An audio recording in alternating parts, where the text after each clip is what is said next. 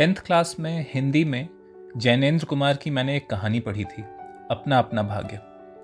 इस कहानी में नरेटर ठंड के मौसम में नैनीताल की एक रात का जिक्र करते हैं जब नरेटर और उनके दोस्त दोनों को एक 10 साल का भूखा बच्चा मिलता है और उनसे कुछ काम मांगता है।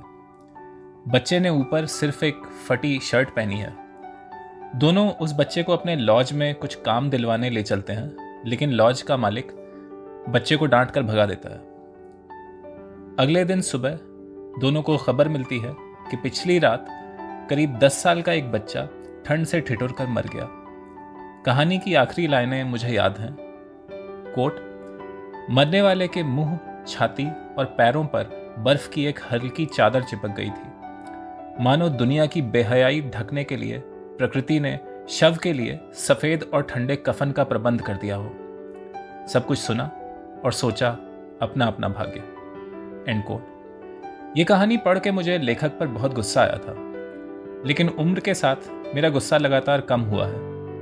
अब मैं भी ऐसे ही सोचता हूँ, सबका अपना अपना भाग्य। पढ़े लिखे लोग इसे समझदारी के लक्षण की तरह देखते हैं। क्या आप भी ऐसी परिस्थिति में किसी को देखकर ऐसी ही समझदारी दिखाते हैं? नमस्कार, आप सुन रहे हैं एक बूंद सागर। मैं हूं श्वेता।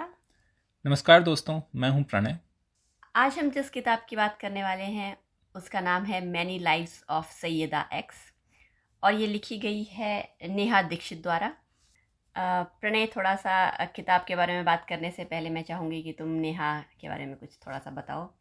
हाँ बिल्कुल। तो जैसा श्वेता ने बताया, ये किताब एक्चुअली कुछ महीनों पहले ही प्रिंट में आई है। नेहा दीक्षित ने ये किताब लिखी है। नेहा एक इंडिपेंडेंट जर्नलिस्ट हैं। उन्होंने शायद शुरुआत में किसी न्यूज़ चैनल के लिए काम किया था, लेकिन पिछले 11-12 साल से वो एक इंडिपेंडेंट जर्नलिस्ट हैं जिन्होंने जेंडर, कास्ट, इन सब चीज़ों पे काफ़ी रिपोर्टिंग की है। एक और सवाल जो मेरे दिमाग में है वो है कि टाइटल में जो है सैयदा एक्स करके, तो सरनेम नहीं दिया गया है। इसकी क्या वजह है? क्या सरनेम देना ज़रूरी नहीं समझा गया है या कोई और रीज़न है? हाँ, ये एक ज़रूरी सवाल है। इसके पीछे की वजह नेहा ने किताब के शुरुआत और अंत में दी है। तो इस किताब में सैयदा एक्स एक माइग्रेंट वर्कर हैं जो कि बनारस से दिल्ली आती हैं। उनकी ये जर्नी शुरू होती है लगभग 1990 के दशक के बीच से, लगभग 1995, 95-96 की बात है। और ये किताब ख़त्म होती है 2020 में। तो करीब 25 साल का वक्त है जो उन्होंने दिल्ली में बिताया है। इस किताब में क्योंकि सैयदा और उनके आसपास के लोगों की ज़िंदगी के कई सारे ऐसे पहलू भी हैं जो कि अगर जनता को या ख़ास तौर से सरकारी एजेंसीज़ को पता लगें तो उनके लिए मुश्किलें आ सकती हैं। इसलिए सैयदा उनका असली नाम नहीं है। ये नेहा बहुत ईमानदारी से लिखती हैं कि सैयदा उनका असली नाम नहीं है। किसी भी और कैरेक्टर का भी असली नाम नहीं बताया गया है, क्योंकि ये लोग एक तरीके से अवैध बस्तियों में रहते हैं। इनके पास अपने बहुत सारे ओरिजिनल दस्तावेज़ नहीं हैं, इसलिए इनका असली नाम बताना इनके साथ थोड़ी ज़्यादती होती। तो सैयदा उनका असली नाम नहीं है। सारे कैरेक्टर्स के कुछ और नाम हैं, लेकिन नेहा ने यह भी स्पष्ट लिखा है कि कोई भी कैरेक्टर कहानी का ऐसा नहीं है जो 2-3 लोगों के साथ हुई घटनाओं को मिलकर एक कैरेक्टर बना दिया हो। तो इसे कंपोजिट कैरेक्टर कहते हैं कि कई सारे लोगों के साथ जो हुआ उन्हें मिला के एक कैरेक्टर बना दिया। तो नेहा ने साफ साफ लिखा है कि कोई भी कंपोजिट कैरेक्टर नहीं है, बस उनके नाम बदले गए हैं। सैयदा एक्स जोड़ने के पीछे की वजह यह है कि नेहा ने कहीं लिखा है कि रोज़ हज़ारों लोग यूपी बिहार की छोटी छोटी जगहों से दिल्ली में मज़दूर बन के आते हैं और सैयदा उन मज़दूरों में आने वाली बहुत सारी महिलाओं का एक तरीके से प्रतिनिधित्व करती हैं इस कहानी में। ये ऐसी बहुत सारी सैयदा हैं जो कि कहानी में और भी किरदार हैं। एक ललिता है, एक रज़िया है। तो ऐसी बहुत सारी सैयदा हैं, ऐसी बहुत सारी ललिता हैं, ऐसी बहुत सारी रज़िया हैं जो कि वही ज़िंदगी दिल्ली में जीने आती हैं। एक और चीज़ जो तुम्हारी बातें सुनकर मुझे आया दिमाग में वो ये कि अक्सर जो सरनेम औरत के साथ जोड़ा जाता है वो बेसिकली हस्बैंड की फैमिली का सरनेम होता है। तो क्या कुछ ये भी रीज़न रहा है, क्योंकि शायद ये सिर्फ वुमेन सेंट्रिक एक कहानी बताने की कोशिश की गई है, इसमें अम, ये इतना इम्पोर्टेंट नहीं है कि फैमिली बैकग्राउंड क्या है, कि हस्बैंड की तरफ से बैकग्राउंड क्या है। तो सरनेम कहीं ना कहीं आप वुमेन की जो खुद की एक आइडेंटिटी होती है उसे एक तरह से डाइल्यूट कर देती है।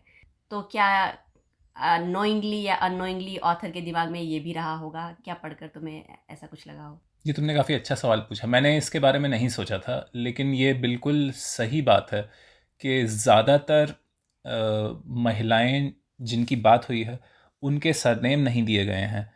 कुछ ही कैरेक्टर्स हैं जिनके सरनेम दिए गए हैं। जैसे एक कैरेक्टर है जिसे रेडियो वाली कहा जाता है, तो लेकिन रेडियो वाली उसका असली में नाम नहीं होता है, वो रेडियो का कुछ काम करती है एक स्टेज पे, इसलिए उसका नाम फिर रेडियो वाली पड़ जाता है। तो इस तबके से आने वाली जो गरीब तबका है, जो मज़दूर बन के दिल्ली आता है, उनके उस तबके की किसी भी महिला का सरनेम नहीं दिया है। और मेरे ख्याल से तुमने ये बहुत अच्छी बात कही कि ये एक तरीके से उनका उनको सेंटर में रख के कहानी बताई गई है। हालांकि एक चीज़ और जो सरनेम करता है वो ये कि सरनेम आपकी बहुत सारी और आइडेंटिटीज़ बताता है। जैसे सरनेम से आपका रिलीजन पता लगता है, आपकी कास्ट पता लगती है, कई केसेस में आप कहाँ से आए हैं ये पता लगता है। वो आइडेंटिटीज़ नहीं छिपाई गई हैं। जैसे सैयदा मुसलमान है, वो इस वजह से बहुत सारी परत दर परत डिसएडवांटेज और अत्याचार झेलती है, क्योंकि वो एक महिला है, एक गरीब महिला है, एक गरीब मुसलमान महिला है। इस वजह से वो ये सब परत दर परत डिसएडवांटेज झेलती है। ऐसे ही एक और कैरेक्टर है जो कि बिहार के एक गांव से है और वो मुसहर कम्युनिटी से आती है। तो मुसहर ऐसी कम्युनिटी होती है जो जिन्हें कि चूहे खा के अपना पेट चलाना पड़ता है। तो कास्ट की, रिलीजन की, बैकग्राउंड की बात हुई है, लेकिन उनके सरनेम नहीं बताए गए हैं।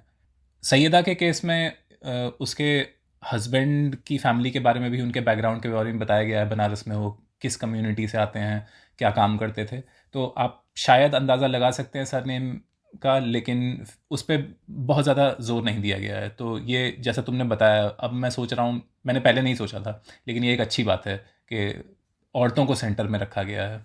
हाँ, मतलब मुझे ये काफ़ी पावरफुल मैसेज लगा एक तरह से, कि औरतों को यूजुअली या तो Mrs Sharma, Mrs Verma, Mrs Thakur या जो भी इस तरह से जाना जाता है, या फिर कई बार उन्हें फर्स्ट नेम से जाना जाता है कि लीला, शीला या जो भी नाम रहा हो।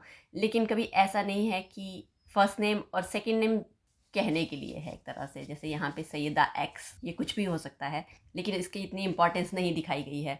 तो ये काफ़ी मतलब मुझे एक बार पढ़कर एक दिमाग में आया कि किसी के दिमाग में पहले ऐसा क्यों नहीं आया। तो ये मुझे काफ़ी क्रिएटिव लगा, और होपफुली कि राइटर ने कुछ दिमाग में रख कर ही ऐसा टाइटल रखा होगा, उनके दिमाग में रहा होगा ये बात कि मैं सिर्फ एक औरत की कहानी कह रही हूँ, उसके आसपास जो और चीज़ें उसके साथ जुड़ जाती हैं उस पर मेरा फोकस नहीं है। ये इंटरेस्टिंग बात कही। मुझे याद आ रहा है कि अमेरिका में सिविल राइट्स, जो 60 में सिविल राइट्स मूवमेंट हुआ था 60 के दशक में, उस टाइम पे एक बहुत इम्पॉर्टेंट लीडर थे जिनका नाम मैल्कम एक्स था। तो तुम्हारी बात से मेरे दिमाग में आ रहा है कि शायद उनके नाम में भी एक्स का शायद इसी तरीके से कोई मतलब रहा हो। मतलब हमें इसके बारे में पढ़ना पड़ेगा, लेकिन ये इंटरेस्टिंग चीज़ है। चलिए फिर बात की जाती है अब कि कहानी क्या है, किस चीज़ पे आधारित है ये किताब, क्या चीज़ बताने की कोशिश की गई है, थोड़ा सा समरी अगर दे दी जाए। हाँ, तो जैसा कि मैंने कहा, ये लगभग 25-30 साल के पीरियड में सैयदा की ज़िंदगी कैसी चलती है, इस पे ये कहानी का प्लॉट है मेनली। कहानी की शुरुआत तो सैयदा के जन्म से भी पहले हो जाती है, उनके पिता के साथ। लेकिन सैयदा का जन्म 1973 में होता है, और जो कहानी का मेन पार्ट है वो 1992 में शुरू होता है। सैयदा की फैमिली बनारसी साड़ियाँ बनाने का काम करती है। 15-16 साल की उम्र में सैयदा की शादी हो जाती है, कुछ ही टाइम में 2 बच्चे भी हो जाते हैं। लेकिन 1992, 6 दिसंबर 1992 को जब अयोध्या में बाबरी मस्जिद गिराई गई, उसके बाद पूरे देश में हिंदू मुस्लिम दंगे हो जाते हैं। इन्हीं दंगों के दौरान सैयदा का घर जलाया जाता है। उनके घर में क्योंकि हैंडलूम का काम होता था, बनारसी साड़ियों का काम होता था, तो उनके औजार जला दिए जाते हैं और उनका पूरा घर जल जाता है। तो एक तरीके से वो तुरंत एक ही दिन में बेघर हो जाते हैं। कुछ टाइम के लिए वो अपने रिश्तेदारों के पास गांव चले जाते हैं, सैयदा, उनके पति और बच्चे। लेकिन रिश्तेदार कितने दिन उनका पेट पालते, इसलिए मजबूरी में वो शहर, किसी बड़े शहर जाने का फ़ैसला लेते हैं। और यहाँ पे शुरुआत हो जाती है इस तबके की ज़िंदगी में कितनी अनिश्चितताएं हैं, कितनी अनसर्टेनिटी है, इसकी पहली झलक हमें यहाँ मिलती है। तो बनारस में रेलवे स्टेशन जाते हैं ये चारों लोग, ये सोच के कि हम लखनऊ जाएंगे, लेकिन वहाँ पे ही टिकट लेने के दौरान मन बनता है कि दिल्ली चल लेते हैं, क्योंकि लखनऊ का टिकट बहुत महंगा है। तो ये लोग दिल्ली आ जाते हैं, और ये 1995 की बात है, ये दिल्ली आते हैं। कुछ टाइम ये चांदनी चौक में रहते हैं। सैयदा के जो हस्बैंड हैं अकमल, वो ठेला चलाने का काम करते हैं और सामान चढ़ाना उतारना गाड़ियों में, ये सब काम करते हैं। सैयदा घर में नमकीन बनाने का काम करने लगती हैं। कुछ ही टाइम में सरकार की तरफ से आदेश होता है कि जो ऐसी इंडस्ट्रीज़ हैं जो कि पोल्यूशन करती हैं, वो रेजिडेंशियल एरियाज़ में नहीं रह सकती। इसलिए नमकीन बनाने वाली जो छोटी सी फैक्ट्री होती है, उसे दिल्ली के बाहर शिफ्ट होना होता है। तो सरकार की तरफ से, कोर्ट की तरफ से ये आदेश होते हैं कि या तो आपको अपना यूनिट बंद करना पड़ेगा या आपको शहर के बाहर जाना पड़ेगा। तो दिल्ली पहुंचने के कुछ ही टाइम में, 2 साल से भी कम में ही, सैयदा और उनके परिवार को दिल्ली के बाहर जाना पड़ता है। सभापुर नाम की एक जगह। सभापुर यमुना के ईस्ट में है, तो दिल्ली का जो मेन शहर है वो यमुना के वेस्ट में है। सभापुर उस इलाके में है जिसे हम जमुना पार के नाम से जानते हैं। बहुत सारी टीवी सीरीज़ जैसे कि पाताल लोक में जमुना पार के इलाके को बहुत ही क्राइम वाला एरिया की तरह दिखाया गया है, बहुत ही अंडर डेवलप्ड है। तो पहले वो 1996 में, 1996 में सभापुर जाते हैं। फिर सन 2000 में सभापुर से उन्हें करावल नगर नाम की एक जगह जाना पड़ता है। उसकी वजह भी ये होती है कि सुप्रीम कोर्ट की तरफ से कुछ आदेश होता है कि कुछ टाइप की फैक्ट्रीज़ हैं जो कि पोल्यूशन कर रही हैं, इस वजह से वो बंद होती हैं। उसके बाद करीब अगले 15-20 साल सैयदा के करावल नगर में बीतते हैं। फिर आखिर में 2020 में, तुम्हें याद होगा, CAA NRC के बाद फरवरी 2020 में दिल्ली में बहुत हिंदू मुस्लिम दंगे हुए थे। उस टाइम पे इनका घर भी जला दिया जाता है भीड़ द्वारा।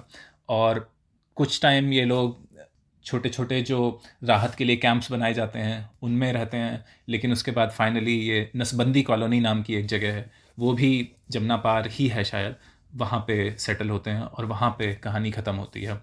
इस दौरान बहुत सारे छोटे छोटे काम सैयदा को करने पड़ते हैं। जैसे शुरुआत में जैसा मैंने बताया, वो नमकीन बनाने का काम करती हैं। फिर अलग अलग स्टेज पे वो अलग अलग तरीके का काम, जैसे बीच में कुछ टाइम के लिए वो गजक बनाने का काम करती हैं, कुछ टाइम के लिए वो ड्राई फ्रूट साफ़ करने का काम करती हैं, कुछ टाइम के लिए वो साइकिल के ब्रेक्स बनाने का काम करती हैं। 2002 में जब फीफा वर्ल्ड कप हुआ था, जो कि ब्राज़ील जीता था, हालांकि ये वर्ल्ड कप साउथ कोरिया और जापान में हुआ था, लेकिन उसके जो फुटबॉल्स थी वो नाइकी, एडिडास जैसी बड़ी बड़ी कंपनियों ने इन छोटे छोटे घरों में बनवाई थी।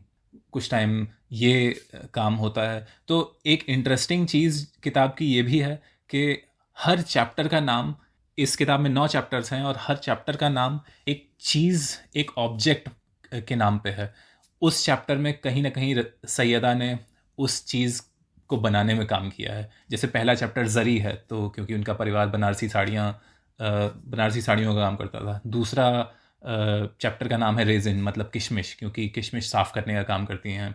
एक चैप्टर है डोर नॉब, क्योंकि ये बनाने का काम सैयदा करती हैं। ऐसे ही ट्राई कलर, क्योंकि इंडिपेंडेंस डे, रिपब्लिक डे पे जो झंडे बनते हैं उसे बनाने का काम घर में होता है। एक चैप्टर है वेडिंग कार्ड, क्योंकि एक फैक्ट्री में वेडिंग कार्ड बनाने का काम होता है। तो ये इसी तरीके से शायद 50 के ऊपर सामान पूरी कहानी में सैयदा बनाती हैं अपने घर में। कभी कभी अपने घर में के रॉ मटेरियल घर ले जाके पूरा सामान तैयार करके और वो सामान देना।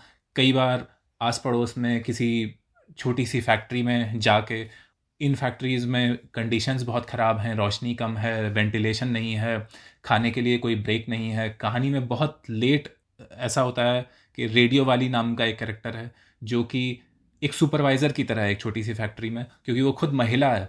तो वो ये शुरुआत करती है कि औरतों को आधे घंटे का लंच ब्रेक मिलेगा। तो तब जाके ये स्थिति आती है कि जो औरतें काम कर रही हैं 12-12 घंटे की शिफ्ट में, उन्हें एक ब्रेक मिलना शुरू होता है। तो इस तरीके से ये सैयदा की एक तरीके से इसे प्रोफेशनल लाइफ भी कहा जा सकता है, लेकिन क्योंकि ज़्यादातर सैयदा अपने घर में काम कर रही हैं तो ये उनकी डोमेस्टिक लाइफ भी है। उसके साथ साथ उनके हस्बैंड बहुत ज़्यादा जिम्मेदारी नहीं उठाते हैं घर की, तो ज़्यादातर बच्चों को पढ़ाने की जिम्मेदारी भी सैयदा पे आती है। फिर उनके 3 बच्चे, 2 लड़के शज़ैब और सलमान, और सबसे छोटी लड़की रेशमा, उनके साथ क्या क्या होता है इन 25-30 साल के दौरान, ये सारी बातें कहानी में बताई गई हैं। 2 सवाल मेरे जो इसकी समरी थी उससे रिलेटेड। एक तो ये कि जो तुमने बात कही फैक्ट्रीज में ये काम करते थे, उन्हें कहीं ना कहीं रिलोकेट किया गया कि जहाँ वो पहले थी वहाँ से थोड़ा दूर भेजा गया ताकि जो मेन शहर है वहाँ पे पॉल्यूशन ना आए। तो ये एक तरह से की हिपोक्रेसी भी दिखती है कि जो मेन रीजन में लोग रह रहे हैं, तो प्रोडक्ट्स उन फैक्ट्रीज में बन रहे हैं, वो आ तो उन्हीं के लिए रहे हैं, तो उन्हें वो प्रोडक्ट्स तो चाहिए जो प्रोसेस्ड प्रोडक्ट एंड में बन रहा है, कि नमकीन हो गया या कुछ और चीज़ होगी, फुटबॉल्स हो गया या जो भी हो गया, उसका जो कंजप्शन है, जो उसकी मार्केट है, वो तो उसी मेन शहर में है। लेकिन उससे रिलेटेड, उस चीज़ को बनाने से रिलेटेड जो प्रोसेस है, उससे जो पॉल्यूशन हो रहा है, वो उन्हें अपने हिस्से में नहीं चाहिए। उन्हें ये है कि ये दूर जाके करो, इसके जो नुकसान हैं वो तुम्हारे, उसके जो फ़ायदे हैं वो कहीं ना कहीं हमारे। तो ये थोड़ी सी हिपोक्रेसी कहा जाए या क्या कहा जाए इसे, ये आम इंसान को समझना ज़रूरी है कि किस तरह से आप जो इतनी अच्छी ज़िंदगी जी रहे हो, ये किसी और के एक्सपेंस पे जी रहे हो। और दूसरी चीज़ जो तुमने कही कि ये 1970s 2020 तक का जो है तकरीबन उसका सफ़र है ये पूरा सैयदा का। तो 2020 में एब्रप्टली ये बंद हो गया या मतलब जो ये एक तरह से नेहा ने ये सफ़र शुरू किया था, क्या इस किताब में इसके बारे में बात की गई है कि ये यहीं तक सोचकर ही किया गया था, या कोविड की वजह से अचानक से ये जो जर्नी है इसको समझने की सैयदा की लाइफ को, वो उन्हें बीच में रोकनी पड़ी?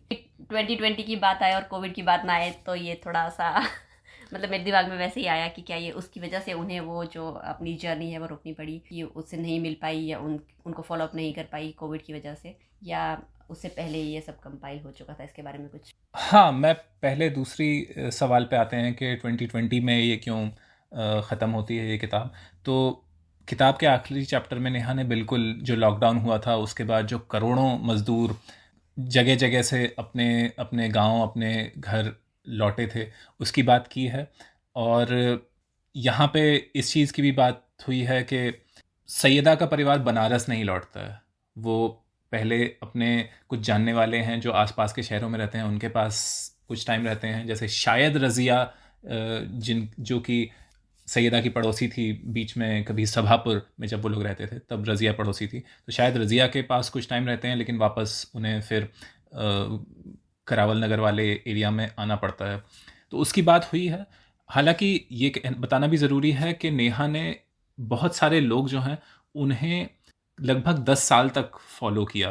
तो मैं कहीं नेहा का इंटरव्यू इसी किताब के बारे में देख रहा था, तो जिसमें वो बताती हैं कि लगभग 2013-14 से लेकर के और अगले 10 साल नेहा ने करीब 900 लोगों के इंटरव्यू लिए हैं, जिनमें से कुछ इस किताब में आए हैं। सैयदा शायद 2000 मतलब बीच में कहीं शायद 2019 में या इसके आसपास कहीं सैयदा से मिलना होता है नेहा का। किताब 2020 में ख़त्म जो होती है, इसकी एक वजह शायद ये भी हो सकती है कि नेहा ने अपने इंटरव्यू में ये भी बताया कि आखिरी के 2 साल करीब उन्होंने किताब लिखने में भी बिताए।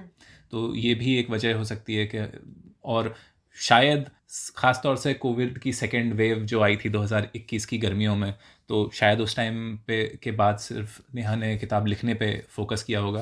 लेकिन वो ये भी बताती हैं कि किताब छपने के बाद उन्होंने इन सब कैरेक्टर्स को, जिनसे उन्होंने इंटरव्यू लिया, उनको ये किताब दिखाई भी।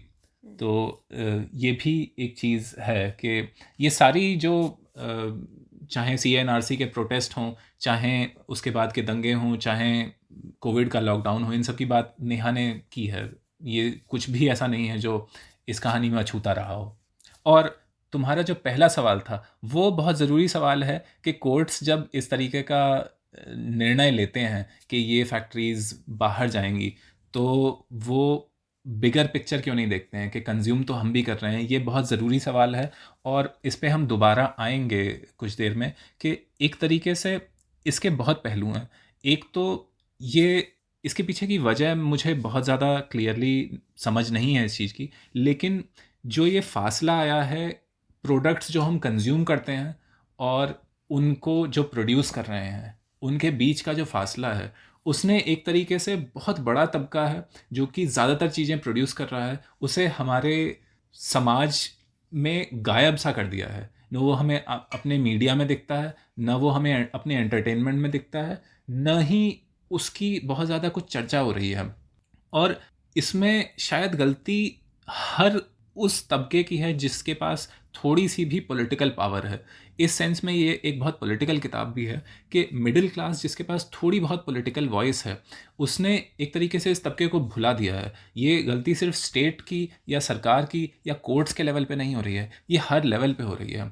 जैसे जब ये नेहा जब इस चीज़ का जिक्र करती हैं कि मिड 90s में सारी पोल्यूटिंग इंडस्ट्रीज़ बंद होंगी, उस टाइम पे नेहा ने लिखा है कि कई लोगों ने ये बात उठाई थी कि आधे से ज़्यादा पोल्यूशन तो गाड़ियाँ कर रही हैं, आप गाड़ियों के बारे में कुछ क्यों नहीं कर रहे हैं। लेकिन मेरे ख्याल से कोर्ट्स में भी जजेस अपनी गाड़ियाँ नहीं छोड़ सकते हैं।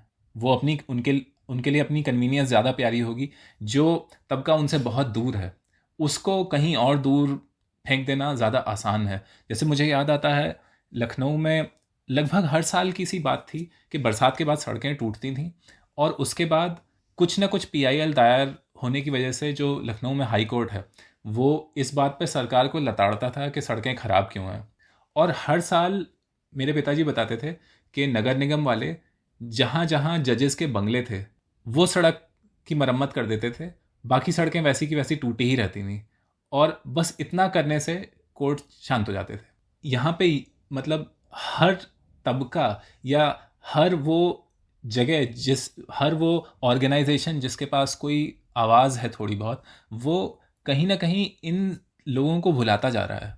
और ये मतलब जैसा मैंने पहले भी कहा, इसमें सरकार भी जिम्मेदार है, इसमें हमारे कोर्ट्स भी जिम्मेदार हैं, लेकिन इसमें हम जो मिडिल क्लास का हिस्सा हैं वो भी जिम्मेदार हैं। सही कहा तुमने प्रणय। हम और तुम तो हर चीज़ के लिए ज़िम्मेदार हैं ही, क्योंकि हम इस सिस्टम का पार्ट हैं।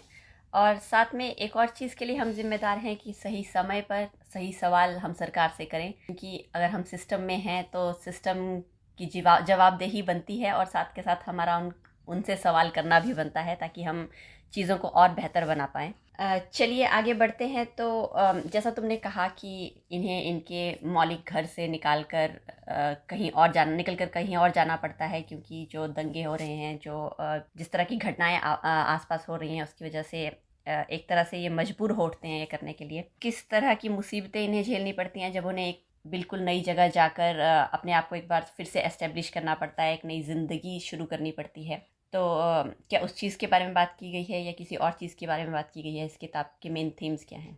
हाँ, तो सबसे ज़्यादा ज़रूरी तो ये समझना है कि जितनी अनिश्चितता सैयदा जैसे और लोगों की ज़िंदगी में है, मिडिल क्लास में हम लोग उस चीज़ का अंदाज़ा भी नहीं लगा सकते हैं। कितनी आसानी से एक भीड़ आके आपका घर जला दे और फिर आपकी जो पूरी आपकी गृहस्थी है वो आपको कहीं और शिफ्ट करनी है। आपके पास पैसे भी नहीं हैं कि आपको आसानी से किराए पे घर मिल जाएगा। आपके पास रोज़ जितना कमा रहे हैं उतना उससे अपना पेट ही पाल रहे हैं। तो जो इन जनरल दिहाड़ी मज़दूरों की ज़िंदगी में जो अनिश्चितताएं हैं, जो अनसर्टेनिटी है, मुझे नहीं लगता कि उसका अंदाज़ा भी हमें है। जैसे मुझे याद आता है लगभग 25 साल पहले, सन 2000-2001 की बात है, हम अपने तब तक हम किराए के घर में रहते थे, हम अपने नए घर में शिफ्ट होने वाले थे, तो उसके लिए पिताजी ने होम लोन लिया था SBI से शायद। और जब उसकी पहली किस्त गई थी, वो किस्त मुझे याद है 5,700 रुपये थी हर महीने की, और उस टाइम पे पिताजी की तनख्वाह लगभग 11-12 हज़ार रुपये थी। तो लगभग आधी तनख्वाह होम लोन में चली जाती थी। इस वजह से कई साल जब हम लोग बड़े हो रहे थे, कई साल बहुत ही फाइनेंशियल सिचुएशन बहुत टाइट रही थी, और उस टाइम पे मुझे ऐसा लगता था कि हम बहुत स्ट्रगल कर रहे हैं, जबकि ऐसा नहीं था। हम आसपास हमारी ही कॉलोनी में बहुत कंस्ट्रक्शन चल रहा था, हम लगातार मज़दूरों को देखते थे। मुझे याद है हमारे घर में कुछ तो छोटा सा काम हुआ था, ये भी 2001 की बात होगी, और उस टाइम पे जो मज़दूर थे जो अनस्किल्ड लेबर में आते हैं, उन्हें दिन के 80 रुपये मिलते थे। तो महीने में अगर वो 30 दिन भी काम कर लें तब भी ये लगभग 2400 रुपये हुआ। लेकिन फिर भी हमारे दिमाग में ये था कि हम बहुत स्ट्रगल कर रहे हैं। तो जो सो कॉल्ड मिडिल क्लास है उसने इतना, मतलब इस बात में मैं बार बार आऊँगा कि जितना भुला दिया है इस जनता को, हमें कोई आइडिया नहीं है कितनी स्ट्रगल है उनकी ज़िंदगी में। जैसे छोटे छोटे बच्चों को जो अपमान, जो ह्यूमिलिएशन झेलना पड़ता है अपनी गरीबी की वजह से। जैसे एक जगह जब सभापुर में सैयदा का परिवार रहता है, तो वो एक नमकीन मिठाई गजक बनाने वाली छोटा से कारखाने में काम करती हैं, और वहीं उनका घर भी होता है। उसी 3-4 कमरों में से एक में उनका अपना घर होता है। तो मिलावट का की कहीं से कंप्लेन होती है, फूड डिपार्टमेंट आके उस फैक्ट्री को सील कर देता है, लेकिन वो उनका घर भी है, अब वो कहाँ जाएंगे। तो एक लाइन कहीं आई है कि जो उनके 2 बच्चे हैं, 2 लड़के हैं, सलमान और शज़ेब, वो किसी तरीके से जो सील्ड फैक्ट्री है उसकी दीवार में छेद करके अंदर अपना घर देखते हैं। और हम जब मिलावट की खबरें पढ़ते हैं या ये सुनते हैं कि कोई कारखाना सील कर दिया गया, हम इस तरीके से नहीं सोचते हैं ना कि आपने न सिर्फ किसी की रोज़ी रोटी छीन ली, लेकिन आपने किसी का घर भी छीन लिया। ऐसे ही एक और उदाहरण है कि ये सलमान दूसरे नंबर का लड़का है। इसी के साथ स्कूल में एक लड़का पढ़ता है जो कि एक लोकल ज़मींदार का बेटा है, उसका नाम विक्रम है। ये दोनों आपस में खेलते हैं। कई बार सलमान विक्रम के घर चला जाता है, और कई बार उस विक्रम के पुराने कपड़े सलमान को दे दिए जाते हैं। एक बार शायद होली का टाइम होता है या किसी वजह से दोनों बच्चों के कपड़े गीले हो जाते हैं, और दोनों सलमान के घर पे खेल रहे होते हैं। तो सलमान अपने कपड़े विक्रम को देता है, और विक्रम ये कह देता है कि मैं तेरे कपड़े नहीं पहन सकता, क्योंकि मेरे पिताजी ज़मींदार हैं और तेरा बाप तो सिर्फ रिक्शा चलाता है। तो एक छोटे से बच्चे की मनस्थिति पे क्या असर पड़ेगा जब उसे पहली बार अपनी डिसएडवांटेज का, अपनी गरीबी का एहसास होता है। हम ये सब चीज़ें तो सोचते ही नहीं हैं। हाँ, ये मोमेंट उस बच्चे के लिए एक तरह से यादगार बन गया होगा, क्योंकि इससे पहले वो बिल्कुल मासूम था। क्योंकि जिस तरह से उसने वो ऑफ़र किया होगा कि तेरे कपड़े गीले हो गए हैं तो मेरे पहन ले, क्योंकि उसे लगता होगा कि मैं भी तो हमेशा इसके कपड़े पहन लेता हूँ। तो वो मोमेंट जब उसे ये रियलाइजेशन हुआ होगा कि मैं इसके कपड़े पहनता हूँ क्योंकि मैं गरीब हूँ, एक तरह से मुझे इसकी उतरन पहनने पड़ती है, लेकिन हमारा वो जो रिलेशन है वो बराबर का नहीं है। तो पहली बार जब वो चीज़ उस बच्चे को पता चली होगी तो वो कितनी अपमानजनक, और एक तरह से उसका बचपन उस दिन ख़त्म हो गया होगा। हाँ, और ये जो तुमने बात की कि हम लोग जो मिडिल क्लास लोग हैं, ये इन लोगों की स्ट्रगल से इतने अनजान हो चुके हैं। जो पहले अभी हम डिस्कस कर रहे थे कि जैसे इन लोगों को और दूर से दूर किया जा रहा है मेन स्ट्रीम का, कह लिया जाए अगर मिडिल क्लास को, तो उन लोगों की ज़िंदगी से। तो ये आए दिन और ये गैप बढ़ता ही जाएगा, क्योंकि हम लोग इस तरह के लोगों को अपने आसपास नहीं देखेंगे तो हम उनकी स्ट्रगल को भी नहीं देख पाएंगे। तो ये भी एक रीज़न है कि अपने आसपास ऐसे लोगों को देखते रहना और उनकी प्रॉब्लम्स को समझना, ताकि वो समझ और वो सिंपैथी हम में, एक इंसानियत जिसे कहते हैं, वो हम में लगातार बनी रहे। हाँ, और मैंने जैसे कहा, मैं बार बार इस चीज़ पे आऊँगा कि कैसे इन लोगों को गायब किया गया है, इन लोगों को एक तरीके से अनदेखा किया जा रहा है। जैसे बार बार इस चीज़ का भी हमने अभी कोर्ट्स की बात की कि कोर्ट्स कैसे इग्नोर कर देता है इन लोगों को। ऐसे ही तमाम एग्ज़ाम्पल हैं छोटी छोटी घटनाओं के, जिसमें कि समझ में नहीं आता कि ये प्रशासन या सरकार की तरफ से ऐसा हो ही क्यों रहा है। मतलब जैसे इतनी छोटी छोटी चीज़ें हैं। एक जगह इफ्तिखार नाम का एक कैरेक्टर है, जिसे कि ज़मीन की लड़ाई में उसे एक और ज़मींदार, शायद सुखबीर नाम है, सुखबीर गुज्जर, वो इफ्तिखार को गोली मार देता है। और वहाँ पे मुझे सबसे जो अजीब चीज़ लगी वो ये कि पुलिस को कॉल किया जाता है, और ये इलाका जो है वो गाज़ियाबाद और दिल्ली के बॉर्डर पे पड़ता है। गाज़ियाबाद की पुलिस कह रही है कि तुम दिल्ली के जुरिस्डिक्शन में आते हो, और दिल्ली की पुलिस कह रही है कि ये तो गाज़ियाबाद पुलिस का मामला है। और केस को रजिस्टर करना तो बहुत दूर की बात है, एम्बुलेंस तक नहीं बुलाई जाती है। वो वो बंदा पड़ा रहता है, उसके खून बहता रहता है, बाद में पता लगता है कि उसे ऐसी कुछ बीमारी थी जिससे कि शायद ब्लड क्लॉटिंग नहीं होती है, और ज़्यादा खून बहने की वजह से जब तक उसे अस्पताल ले जाया जाता है कई घंटों बाद, वो कुछ ही देर में दम तोड़ देता है। ये मतलब लीगली शायद कोई वजह होगी कि कहाँ पुलिस केस रजिस्टर होता है, उससे कुछ होता होगा, मैं नहीं समझता। लेकिन एम्बुलेंस ना बुलाने का तो मुझे समझ ही नहीं आता क्या वजह हो सकती है। ये इतनी, और ये बहुत बार सुना है मैंने, लेकिन अभी तक मैं इस चीज़ को समझ नहीं पाया हूँ कि इसकी क्या वजह हो सकती है। ऐसे ही तमाम और उदाहरण दिए हैं जहाँ पे स्टेट या प्रशासन जो है वो ऐसे केसेस में जिन पे कि मीडिया अटेंशन मिला हो, वहाँ भी इतना धीमे काम करता है या इतना ख़राब तरीके से काम करता है।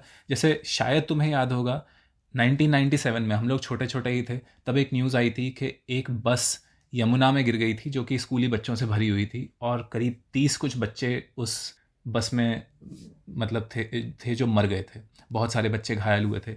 ये नेशनल न्यूज़ बनी थी। और उसके बाद नेहा की किताब में मैंने ये पढ़ा कि उसके बाद दिल्ली सरकार ने कहा कि हम पुल बनाएंगे उस जगह पे, और वो पुल बनने में 14 साल लगे। 2018 में वो पुल शुरू हुआ है, मतलब उस दुर्घटना के 21 साल बाद वो पुल शुरू होता है। ऐसी घटना जो कि नेशनल न्यूज़ बनी थी, मतलब मैं नहीं समझ सकता कि ये कैसे होता है। ऐसे ही एक जगह और उदाहरण दिया गया है कि 2020 के जो दंगे हुए थे, उसके बाद जो राहत के काम हुए थे, तो दिल्ली सरकार ने ये कहा था कि हम सबको राशन देंगे। सैयदा के साथ ये हुआ, उस टाइम पे वो गाज़ियाबाद में थी, तो गाज़ियाबाद के प्रशासन ने सैयदा को इसलिए राशन देने से मना कर दिया क्योंकि उसके पास दिल्ली का राशन कार्ड था। मतलब तुम क्या कर रहे हो? इन लोगों का घर उजड़ गया है, ये बेघर हैं, तुम इन्हें राशन भी नहीं दे सकते हो। अब जैसे मुझे पता है कि हमारे जैसे लोग इस तरीके की बात करते हैं कि ये लोग राशन बेच लेंगे। मैं कहता हूँ कि आपके हिसाब से जो वर्स्ट केस है वो सोच के देखिए कि जो बेघर हो गया है उसे 2 जगह से राशन मिल जाएगा। आपको इस चीज़ का डर है, और आप जो कर रहे हैं किसी के साथ कि आप उसे भूखे मरने पे मजबूर कर रहे हैं। मतलब कुछ तो, मतलब मुझे लगता है जो थोड़ी-सी, जिसे करुणा कहते हैं हिंदी में, या जिसे बेनेवोलेंस कहते हैं, वो हमारे प्रशासन में है, ना हम में है। ये ऐसी ही चीज़ है जैसे दोनों बातें जो तुमने की, एक तो एरिया जो रिस्ट्रिक्शन की जो बात की कि पुलिस, माना कि वो चीज़ इसीलिए की गई होगी शायद कि जो तुम्हारे आसपास जो थाना पड़ता है वो वहाँ आकर रिपोर्ट करे ताकि कम से कम टाइम लगे विक्टिम को पुलिस तक पहुँचने के लिए, ना कि इसलिए की गई होगी कि पुलिस को सहूलियत हो कि वो जाकर कहाँ जाए और कहाँ ना जाए। तो जब कोई घटना घट गई है उसी टाइम ये चीज़ क्यों सॉर्ट आउट करनी है कि किस थाने की जुरिस्डिक्शन है या किसको जाना चाहिए किसको नहीं जाना चाहिए। एक बात है कि लॉ और सरकार जो है वो इंसान के लिए है, इंसान उसके लिए नहीं बना है। मतलब उसे उसके अराउंड बनाना चाहिए ताकि इंसान को सहूलियत हो, जो तुम्हारे सिटीजन्स हैं उन्हें सहूलियत होनी चाहिए, ना कि लॉ के हिसाब से तुम सब कुछ चेंज कर दो। तो ये जो चीज़ है ये समझना बहुत मुश्किल है। और दूसरा जो तुमने दूसरा एग्जांपल दिया राशन कार्ड वाला, एक तो ये चीज़ देखो कि जो इंसान हर कुछ साल में जिसे अपने घर बदलने पे मजबूर हो रहा है इंसान, और दूसरी चीज़ ये देखो कि हमारे कंट्री में राशन कार्ड बनवाना, किसी बिजली का नया कनेक्शन लगवाना या फिर पासपोर्ट बनवाना, ये काम कितने आसान है। सब लोगों को पता है कि सरकारी काम करवाना कितना आसान है हमारे देश में, और इन लोगों को ये काम हर कुछ सालों पे करवाने पड़ते होंगे। और उसके बावजूद अगर ये लोग वो करवा ले रहे हैं, फिर भी इस तरह के केसेस तो हो जाते हैं ना कि तुम अभी अभी मूव किए हो किसी जगह पे और तुम्हारे पास वहाँ के डॉक्यूमेंट्स नहीं हैं। और ये तो कोई डॉक्यूमेंट ऐसा भी नहीं था कि तुम्हें प्रदेश जाना है और तुम्हें ओरिजिनल ही डॉक्यूमेंट चाहिए, तुम सिर्फ दो वक्त का खाना मांग रहे हो और उसके लिए भी तुम्हें वेरिफिकेशन चाहिए। तो जो रूल्स हैं वो कहाँ बिल्कुल स्ट्रिक्टली अप्लाई होने चाहिए, कहाँ नहीं होने चाहिए, ये थोड़ी सी जो क्या कहा जाए, जिसके हाथ में ये सब चीज़ें हैं उसकी थोड़ी सी समझ भी तो होनी चाहिए उस चीज़ में कि क्या ये चीज़ यहाँ इतनी ज़रूरी है कि इसके पास गाज़ियाबाद का ही या दिल्ली का ही राशन कार्ड हो तभी इसे राशन मिलेगा या नहीं मिलेगा। तो थोड़ी सी सूझबूझ की भी तो ज़रूरत होनी चाहिए। हर जगह लॉ ही सब कुछ नहीं होता और हर जगह ये भी नहीं कहा जा सकता कि लॉ कुछ भी नहीं है। तो वो जो बहुत ही बारीक सी लाइन है इन चीज़ों के बीच में, आई डोंट नो कि इसे किस तरह से समझा जाए या किस तरह से इसे अप्लाई किया जाए कि थोड़ी सी ज़िंदगी ऐसे लोगों के लिए आसान हो जाए। मुझे लगता है इसमें मैं उसी बात पे वापस आऊँगा कि हमने अपने प्रशासन को, अपनी सरकार को, अपने समाज को इस तरीके से बनाया है कि जो बेनेवलेंस या जो करुणा है, वो गायब सी दिखती है। ख़ास तौर से इन लोगों के लिए जिन्हें इस चीज़ की सबसे ज़्यादा ज़रूरत है। और ये चीज़ थोड़ी-सी पॉलिटिकल लग सकती है कुछ लोगों को सुनने में कि बहुत से लोग इस टाइप की बात करते हैं कि लीडरशिप स्ट्रांग होनी चाहिए। मुझे ये बात ठीक नहीं लगती है। जो बेनेवलेंस है, लीडरशिप को बेनेवलेंट या करुणा से भरा होना चाहिए, क्योंकि जब ऐसा नहीं होता है तो उसका सबसे ज़्यादा खामियाजा जो सबसे नीचे हैं उन्हें भुगतना पड़ता है। हमारी और तुम्हारी ज़िंदगी पे इस चीज़ का बहुत ज़्यादा असर नहीं पड़ेगा, और इस पे हम आगे भी बात करेंगे कि सरकार बेनेवलेंट है या नहीं है। लेकिन बहुत सारे लोग हैं जिनके लिए ज़िंदगी और मौत का सवाल है। तो कम से कम मैं तो चाहूँगा कि स्ट्रॉन्ग लीडरशिप की बजाय बेनेवलेंट लीडरशिप हो। हाँ, ये कहीं न कहीं क्योंकि अभी मैंने रिसेंटली ही फ्रांस काफ्का की मेटामॉर्फोसिस पढ़ी है, और उसका जो ब्यूरोक्रेसी से जो काफ्का को जो शिकायतें हैं, जो उन्हें हमेशा लगता है कि बहुत सी चीज़ें ब्यूरोक्रेसी में इलॉजिकल हैं, कि ये क्या मतलब इसका क्या फ़ायदा है इन सब चीज़ों का, जो एक चीज़ से दूसरी चीज़ और पेपर वर्क और ये चीज़ें जहाँ पे होनी भी नहीं चाहिए वहाँ पर भी की गई हैं। तो इस तरह की चीज़ वो मुझे अभी याद आ रही है। ठीक है, सरकार से, ब्यूरोक्रेसी से और खुद से जो हमारी शिकायतें हैं वो तो हमें हमेशा रहेंगी, और उसका सिलसिला भी हम जारी रखेंगे अपने अगले एपिसोड में। पर अभी इस एपिसोड को यहीं ख़त्म करते हैं। अगले एपिसोड में फिर मिलेंगे और बात करेंगे इसी किताब के बारे में, जो कि है नेहा दीक्षित द्वारा लिखी गई many lives of Syeda X. तब तक के लिए नमस्कार। नमस्कार।